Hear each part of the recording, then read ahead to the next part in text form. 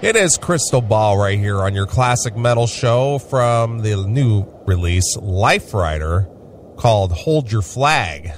And we want to thank, what the hell? What's his name? Yeah, all right, moving on. Too good. What was his name? Scott something. Yeah. I was just looking at my tweets here. Oh, you got some tweets? Yeah, because I just been, tweeting through the show just to... Because you hate social media. Well, it's about the show. It's not about me or personal shit. Not yet. It never will be. Getting there. Never will be. It used to be you would never have an account. Well, but Twitter helps us expand the show for the show purposes. Fucking with you. Yeah, buddy. stop being a dick, man. Did our girl Leather tweet back? Yes, she did. I say, because I tweeted her and you tweeted her, and it's not like her to go more than 3 minutes away from her phone. No, she did tweet right back. She said, "Thanks, guys. We Bleed Metal coming this fall." Awesome. So she's going to go see your girlfriend tonight. Yeah. Well, Lizzie Hale's going to be like, who the fuck? I don't remember that fucking guy.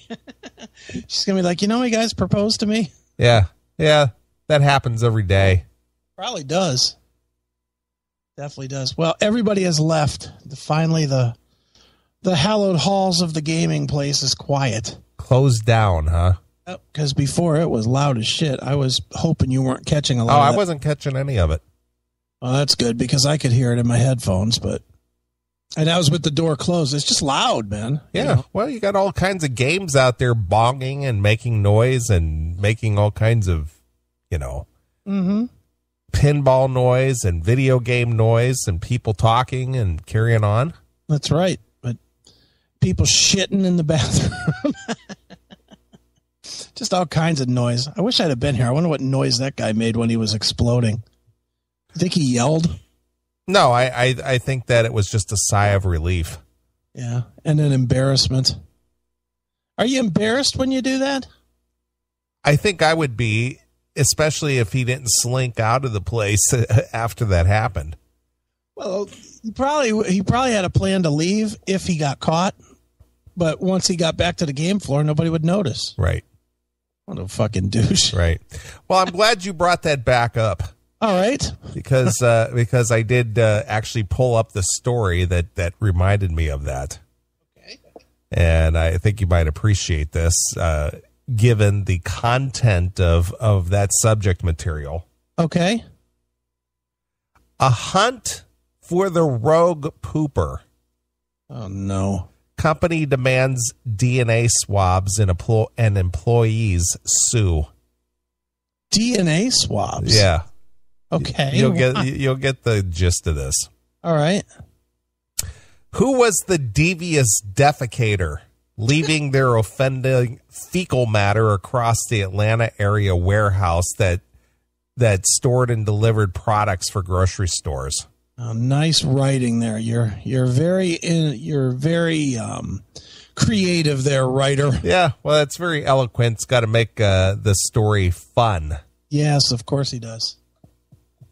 What is this? Oh, Nathan from Kentucky tweeting at me. Oh, nice. So anyway, that's how the U.S. District Judge Amy Totenberg described the issue as she ruled in favor of two employees who were forced to give a BUCCAL check. Buccal? Buccal check? Yeah, Buccal. Oh, a Buccal cheek swab. Okay. So they swab the inside of your mouth to get your DNA cells. Right. To determine if their DNA was a match. But a match was not to be had. The two sued, claiming that the Genetic Information Non-Discrimination Act, that is known as GINA, yeah. G-I-N-A, nice, prohibited their 2012 tests by the forensic lab hired by their employer, Atlas Logistics Group Retail Services. Okay. Employees Jack Lowe and Dennis Reynolds are expected to go to trial against the employer on June 17th in what could be the first damages trial resulting from a 2008 civil rights legislation, which generally bars employers from using individuals' genetic information when making hiring, firing, job placement, or promotional decisions. Nice. Wow. Who would have ever guessed that we've got to this point to where, well, you would make good management material. Yeah. But give me some of your DNA first. I want to see if you're worthy. Yeah. Let me see if your fecal matter's been found anywhere. What the hell? The Office of Management and Budget has said the potential misuse of this information raises, get this, moral and legal issues. What moral issue? Well, that's kind of what caught my eye, too. I can understand the legal part, but I don't understand the moral part. Yeah, I don't understand where that's coming from. Ahead of trial, Judge Totenberg set aside Atlas Logistics' claim that the genetic information at issue wasn't covered by that law. Atlas Logistics asserted that the GINA excludes analysis of DNA, RNA, chromosomes, proteins, and metabolites.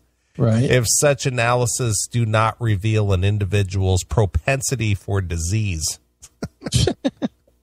So they're basically screening out people that is like, oh, you got an STD or you're HIV positive or you know. So and I get that because if some employers are offer medical, they don't want to be responsible for someone with a pre-existing condition. Well, they shouldn't have to worry about it now. Obamacare. That is true, but this was 2008. Oh yeah, okay. So this was pre-Obamacare. Right. The judge ruled that the plain meaning of the statute's text is satisfactory for the case to go forward, despite the test at issue not revealing disease propensities. Disease propensities. Propensities of disease. It's nice. But how much is a breach of this act worth to the warehouse workers Lowe and Reynolds? Phrased differently, what's the monetary value of falsely being fingered for the devious defecator? So they were suspect of going around shitting on stuff. So somebody said, hey, it's these two guys that are the mad shitters? I don't know. For some reason, they got singled out. Right. According to Atlas Logistics, the answer is a combined $200,000 for both plaintiffs. So $100,000 each. Days ago, the company offered that deal without admitting wrongdoing. This offer includes any and all damages sought by plaintiffs in a matter and inclusive of attorney fees and taxable costs. Atlas Logistics attorney Dixon Collier wrote. The plaintiffs, however, said that the offer was a load of doo-doo. A load of doo-doo. Funny. We are not taking that offer. Funny in the context of this story. Right. We're not taking that offer. When asked how much damages they were seeking, their lawyer replied, we are asking that a jury determine the value of this important right. Good. I hope they get $10,000 each. Right. For the science buffs, here's a briefing on how the testing was conducted. Okay. The two plaintiffs were singled out because their work schedules coincided with the timing and the location of what the court termed as defecation episodes. Right. The warehouse firm hired Speakin Forensic Laboratories to perform the buccal swab samples of the plaintiffs to compare them against the fecal matter left on the site. Did they really have to go to all this? Well, I guess they wanted to be absolutely sure that they got the guy who was taking a dump all over the place. Yeah, what a fucking nasty. Ugh. Well, that when you told your story today, that just reminded me of that story. Ugh, I don't understand anything with shit. I'm sorry, but I don't. I never understand how that could be a tool, a weapon, a toy, something people eat, whatever. I don't understand any of it. I don't understand shit play.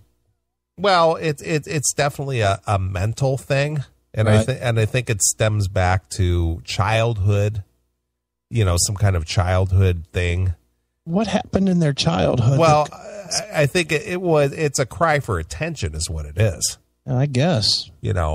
Because I'm familiar with a child who actually did the whole smearing shit at the school. Really? Yes. Ugh. What's his name? Stinky? Well, he got busted out for it. I'll bet. But again, it's a whole attention thing. Right. How old is he now? How old is he now? Yeah. 13. Oh, so this is recent. Oh yeah, this was in the last couple of years. Oh, I was going to say, I'm just curious what he grew up to be. No, this has just been in the last couple of years. Okay.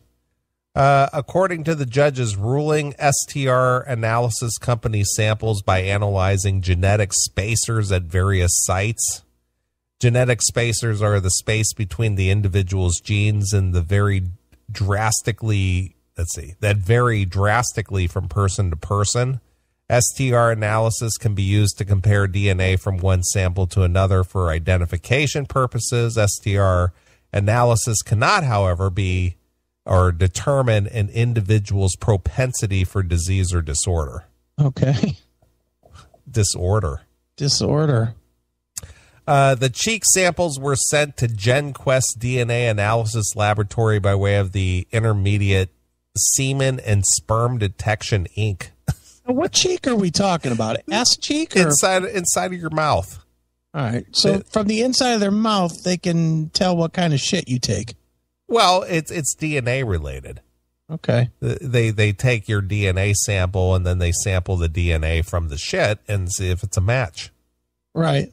According to the record, a PowerPlex 21 system was used to perform the STR analysis on the buccal swab samples. Court documents said that the PowerPlex 21 system measures the length of space between two genes at 20 chromosome spaces to compare various DNA samples and produces an electropherogram, which graphs the blah, blah, blah analysis of DNA samples. So basically what they did is somebody at this warehouse was taking the shit everywhere. Right. They singled out two guys. It wasn't either one of them. And then they sued. Oh, well, good. Good on those guys. And so that's what's at the crux of this case. But Jesus, who is going to forensic laboratories to find the mad shitter? Why wouldn't you just set up some cameras? Well, I guess it also depends on if the warehouse is unionized. Oh, what, you can't set up cameras if it's unionized? Well, no, I'm not saying that. I'm just saying that in this case, if they were trying to fire somebody, right, you have to have 100% proof. Okay. Because if you're unionized, you not only you can't have just suspect or accusation, whatever. You have to have 100% proof. Right. Because that goes into the labor board, and then you go into, negotiations, and, if the guy gets fired, then you have to have 100% proof that they did it. And, your case has to be ironclad for it to stick. Right. Man, I hope my businesses never get that big to where I got to worry about this kind of shit. Well, are you in Allegheny County? No. Allegheny County was at least at one point really bad about that. Well, that's Pittsburgh, right? Exactly. Yeah. No, we're outside of Allegheny. Okay, but if you were within Allegheny County, they were really known for a lot of that stuff. Really? Really. Ugh. Back in the day, I don't know if it's so much like that anymore, but it was very difficult to do business within Allegheny County without getting, the union involved and, all these workers' rights, blah, blah, blah. Well, thank God it's just a group of friends right now. Well, at the moment, We'll see if it stays that way. sure. Well, since you're in the Pittsburgh area, Yes. I came across a story here that just happened right there in the Pittsburgh area, and this one, we talked last week as to whether stories or incidences or situations kind of get your blood to boil a little bit. Okay. Well, this one here kind of made my blood boil. All right. Not to the point to where it ruined my day, or I was kicking things around, or I was pissed off all day. Right. It just more or less is a statement about the state of our society. Right. Everything today is such a sensitive issue. Sure. Everything. Yeah. You can't breathe the wrong way and somebody isn't making an issue. Oh, stop. It's not that bad. Just ask Caitlyn Jenner. Yeah, exactly.